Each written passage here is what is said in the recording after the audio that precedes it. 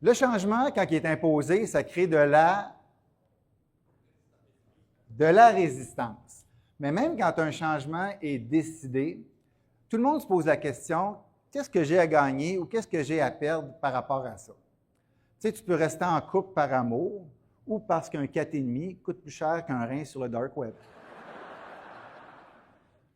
Ensuite, la motivation, c'est-à-dire que les gens vont dire, ben tu sais, ça ne me tente pas de faire ce changement-là, j'aimerais ça être fumé, mais c'est trop difficile, j'abandonne. Fait que là, on peut travailler au niveau d'une motivation plus rationnelle, donner des statistiques comme on avait dans cette campagne anti-tabac-là, ou on peut travailler aussi sur la motivation émotionnelle, genre, tu vas ressembler à ça à ta fête. Là, donc, c'est important que les gens comprennent que ce changement-là va les aider à développer leurs compétences. C'est une opportunité pour développer leurs compétences. Aussi, on va favoriser l'autonomie, puis on va valoriser la participation en groupe. Mais le rôle d'un gestionnaire, c'est quoi? C'est de favoriser l'autonomie des gens. Donc, l'idée, quand quelqu'un vient me voir, bien, mon réflexe, ça devrait être plutôt de dire, bien, OK, c'est quoi ton plan par rapport à ça? C'est quoi les options qui sont possibles? Comment tu vas gérer ça? Qu'est-ce que je peux faire ou arrêter de faire pour t'aider? Et finalement, si on prend des gens complètement incompétents, qu'on les met ensemble et qu'on leur donne pleine d'autonomie, ça nous donne quoi? La présidence américaine. Je dirais que si vous n'êtes pas stressé, c'est peut-être parce que vous ne laissez pas assez d'autonomie aux gens. Parce que oui, c'est stressant de déléguer quelque chose à quelqu'un.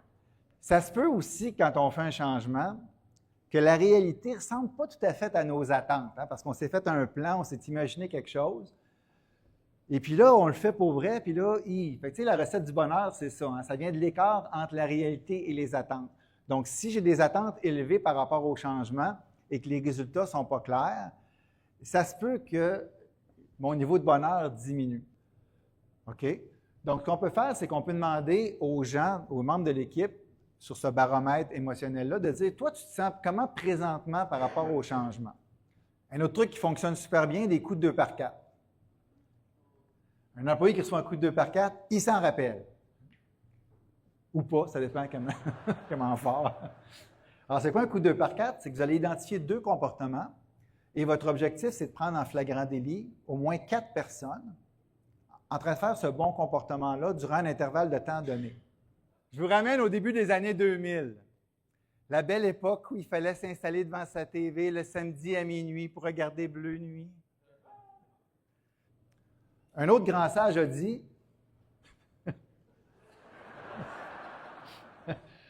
c'est pas ce que l'on fait ou ce que l'on sait qui compte, mais plutôt ce qu'on devient lorsqu'on fait ce qu'on sait. Donc, ce n'est pas juste ce qu'on fait ou ce qu'on sait qui compte, mais ce qu'on devient quand on fait ce qu'on sait. Les Rolling Stones. Pour les plus jeunes, les Rolling Stones, c'est un peu comme Guns N' Roses ou Eminem des années 60-70. En conclusion, le changement, ça fait réagir. Fait que comment on peut transformer cette réactivité-là passive en proactivité? On va s'intéresser au C. Puis le C, c'est quoi? Le C, c'est la curiosité. Donc, comment on peut déplacer le C? Comment on peut se dire, comment je peux utiliser ce changement-là comme une opportunité de grandir?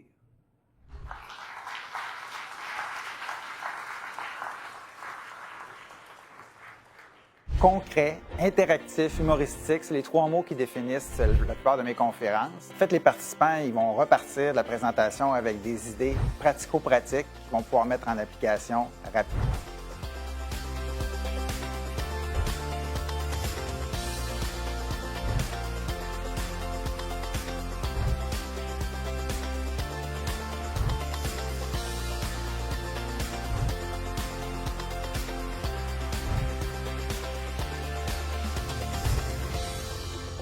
Pour faire de votre prochain événement un succès, contactez-nous dès maintenant.